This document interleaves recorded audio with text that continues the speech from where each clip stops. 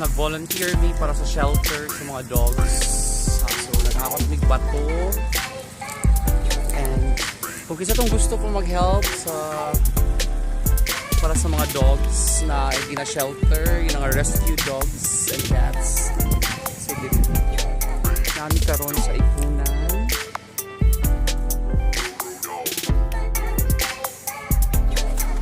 So, volunteer is life.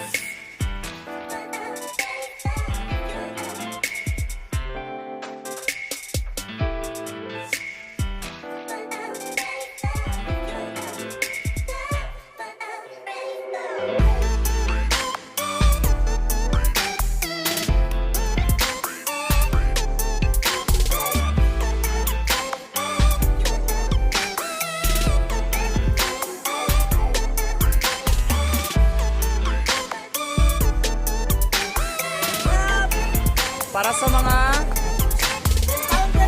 impounded dogs and rescued dogs. And also cats, diba?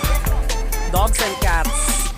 So ayun, we need help, guys. So,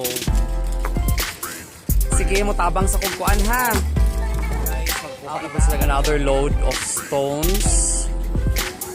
So, drive na po sila. Push. Earl, okay pa ba, Earl? Kaya! Yes, we need help.